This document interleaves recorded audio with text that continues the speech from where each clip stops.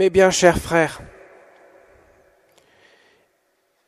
il descendit avec eux pour se rendre à Nazareth, et il leur était soumis. Sa mère gardait dans son cœur tous ces événements, nous dit saint Luc, à l'occasion de ce dimanche au cours duquel nous fêtons la Sainte Famille de Jésus, Marie et Joseph. Après avoir juste fêté Noël, nous fêtons cette Sainte Famille. Qu'est-ce qui la caractérise tant, cette Sainte Famille? Il y a une personne divine, le Fils de Dieu, une personne humaine qui n'a jamais connu le péché, la Sainte Vierge Marie, et Saint Joseph, celui qui est docile à la parole de Dieu. Tous sont animés par le même amour. Ils puisent à la fontaine intarissable de l'amour de Dieu. Jésus étant Dieu, donne son amour infini. Et c'est sur cet amour qu'est fondée la Sainte Famille. Les rapports entre chaque personne de la Sainte Famille sont marqués par cet amour divin. Alors pour nous, c'est l'occasion de prier pour nos familles, qui ont souvent des épreuves, que ce soit des déchirements, des séparations, ou tant d'autres choses de ce genre, où l'amour paraît souvent blessé, parfois même inexistant. Mes chers amis, le seul remède, c'est de puiser à l'amour de Dieu. Car si nous cherchons sans cesse que les autres soient l'incarnation du Dieu vivant dans leur amour, nous serons toujours déçus. Je m'explique. Si nous exigeons des autres une perfection absolue dans leur amour, alors que nous-mêmes nous ne le sommes pas, nous serons forcément déçus. Nous devons attendre que de Dieu seul l'amour de Dieu. Ce qui ne veut pas dire que l'amour des hommes ne compte pas. Ce qui veut dire concrètement que l'amour des hommes, s'il n'est pas enrichi par la grâce de l'amour de Dieu, il est forcément voué à quelques échecs. Puisque l'amour humain, par définition, est imparfait de par la nature humaine d'une part, blessé par le péché, et d'autre part, par toutes nos blessures que nous accumulons au fil des ans, sans compter nos tempéraments, qui ajoutent du piment, pourrait-on dire. Alors mes chers amis, le Seigneur nous enseigne une chose. L'absolu n'est qu'en Dieu. Nous ne pouvons pas exiger des autres ce que nous ne sommes pas nous-mêmes. C'est en Dieu lui-même, en Dieu seul, que nous pouvons chercher cet amour qui comble notre cœur. Il n'y a que Dieu qui peut combler le cœur humain. Ne cherchez pas un amour humain pour combler un cœur humain, c'est impossible. Nous avons un cœur humain qui est créé à l'image et à la ressemblance de Dieu. Sans Dieu, le cœur humain ne peut pas être comblé, c'est impossible. Voilà pourquoi il y a tant d'échecs dans l'amour. Et voilà pourquoi aussi nous ne sommes pas capables d'aimer. Car Dieu a dit une chose dans l'Évangile. Nous l'avons entendu dans la lettre de Saint Jean, qui est une réplique de l'Évangile dans cet enseignement-là. Je vous donne un commandement nouveau. Avoir foi en son Fils Jésus et nous aimer les uns les autres. Mais ça commence d'abord par la foi, ça commence par l'accueil de l'amour de Dieu. Si je n'accueille pas l'amour de Dieu dans mon cœur, comment pourrais-je aimer l'autre qui n'est pas moi? Et moi qui suis perfectible dans mon amour. Jésus dit, je vous donne un commandement nouveau. Aimez-vous les uns les autres comme moi-même je vous aimais. Il nous le donne parce que il nous donne la grâce qui l'accompagne. Sans la grâce, il est impossible d'aimer de l'amour de Dieu. Enfin, de l'exigence de l'amour de Dieu. Jésus a dit cela parce qu'il nous donne la grâce sur la croix. Mais avant l'amour de l'Évangile, cet amour qui va jusqu'à aimer les ennemis, Jésus le dit, je ne vous demande pas d'aimer vos amis, tout le monde peut le faire ça, encore de manière limitée. Je vous demande d'aimer même vos ennemis, mais il ne peut le demander que dans la mesure où il donne sa vie sur la croix. Sinon c'est impossible. Voilà pourquoi l'Évangile change tout. Elle change la considération de l'amour dans le peuple juif. Avant cela, l'Évangile c'était la loi du talion, œil pour œil, dent pour dent. La mesure était humaine. Et encore, c'est un progrès. Parce qu'avant, tu me tapes, je te tue. Aujourd'hui, tu me tapes, avec le loi du talion, tu me tapes, je tape. Mais avec l'Évangile, tu me tapes, je t'aime. Pas seulement avec mon amour, j'en suis incapable, mais avec l'amour porté par celui de Dieu, tout est possible. Voilà pourquoi tant de saints, tant de martyrs aimeront leurs ennemis. Même des enfants martyrs pourront dire à le bourreau, je te pardonne de ce que tu viens de faire. Comment cela est possible sans l'amour de Dieu? C'est impossible. Voilà pourquoi, mes chers amis, la Sainte Famille est l'occasion pour nous de nous rappeler sans cesse qu'il faut puiser à la source, chercher à laisser combler notre cœur par l'amour de Dieu. Et en retour, la grâce de Dieu nous est donnée, à condition de l'accueillir, pour aimer les autres, même ceux qui peuvent nous décevoir. C'est pas grave. Nous-mêmes, nous sommes fragiles.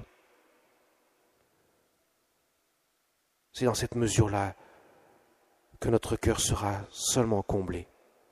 Parce que Dieu comblera notre cœur. Et l'amour comblant notre cœur permet d'aimer même ceux qui ne nous aiment pas. Même ceux qui devraient nous aimer dans la famille, qui ne nous aiment pas.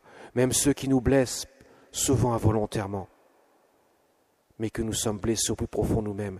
Mais si nous sommes animés par l'amour de Dieu, cela aura moins d'importance, parce que nous ne verrons pas seulement les choses humaines, nous verrons l'amour de Dieu qui nous a donné pour aimer l'autre. Et nous comprendrons à ce moment-là l'exigence de l'Évangile. Nous comprendrons que la croix, que Jésus a tant subi, a porté avec un amour dont on ne peut même pas estimer, tant il est infini, tant il est grand, eh bien nous pourrons davantage comprendre ce mystère de la croix. Nous pourrons comprendre ainsi aussi pourquoi Dieu permet que le mal existe encore dans le monde, parce qu'il veut le transformer en un plus grand bien. Il est vrai qu'il est plus difficile d'aimer quelqu'un qui ne nous aime pas, mais si nous l'aimons avec la grâce de Dieu, ô combien nous contribuons à la sanctification du monde. Quand Jésus demande aux chrétiens de nous aimer les uns les autres, et quand il dit « On reconnaîtra que vous êtes mes disciples à l'amour que vous aurez les uns pour les autres », ce n'est pas seulement une communauté de bénis-oui-oui, de gens qui pensent tous pareil, que Jésus demande, exige des chrétiens. Il demande que nous puissions aller au-delà de nos différences, de nos manques d'amour, pour aimer de l'amour de Dieu, aimer son prochain, comme lui-même nous aime, avec l'amour de Dieu, avec ses limites, mais aussi ses grandeurs. Voyez mes chers amis, il y avait une sainte Thérèse d'Avila disait, et ça laisse réfléchir quand même, Dieu seul suffit. On pourrait se dire, mais quand je suis parent, quand je suis enfant, j'ai les êtres que j'aime, ces êtres-là, je ne peux pas dire que Dieu seul me suffit, puisque je les aime, ils sont la chair de ma chair. Quand sainte Thérèse d'Avila dit ça, Dieu seul suffit, ça veut dire Dieu seul suffit pour combler ton cœur. Ces êtres-là qui te sont chers, tu dois les aimer, évidemment, mais ne les aime pas en attendant un retour d'elle. mais aime-les gratuitement, comme Jésus nous aime gratuitement sur la croix. Aime-les en donnant, en te donnant, sans compter en retour. Voilà ce que ça veut dire Dieu seul suffit. Je comble ton cœur, nous dit Dieu. Mon amour est suffisant pour toi, car rien ne pourra le combler en dehors du mien. Donc aime gratuitement, aime de la charité. Nous avons reçu cette troisième vertu théologale avec la foi et l'espérance, la seule qui demeurera dans l'éternité. Aimer de l'amour de Dieu. Ça veut dire cela, la charité. C'est pas aimer seulement avec notre cœur humain, mais aimer de l'amour de Dieu. Et ça change tout.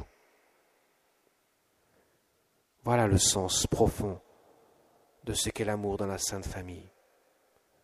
La Vierge Marie, on le voit, elle est peinée quand elle voit son fils qui a disparu pendant 3 jours. Nous te cherchions, mon fils. Elle ne fait pas un reproche, elle demande, ça veut dire quoi? Je ne sais pas ce qu'il faut faire, je ne comprends pas. Car la Vierge avait la foi, elle ne voyait pas. Mais elle méditait et contemplait dans son cœur. Elle se nourrissait de l'amour de Dieu.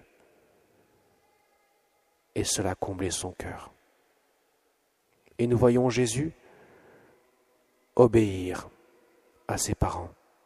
Obéir, ça veut dire écouter ce qui m'est dit. Ob, ça veut dire ce qui vient à moi. Audire, ça veut dire écouter. J'écoute ce qui m'est dit. C'est ça le vrai sens de l'obéissance. Aujourd'hui, c'est devenu un peu péjoratif d'obéir à quelqu'un, comme si c'était une subordination. Pas du tout. Le Fils ne cesse d'obéir au Père dans l'éternité, au point qu'il égale le Père. L'obéissance, en aucune manière, est un rabaissement, mais c'est une élévation. Le Père donne tout à son Fils. Le Fils écoute le Père. Il accueille tout du Père. Il obéit au Père, au point qu'il égale le Père en toutes choses, puisqu'il partage le même être divin.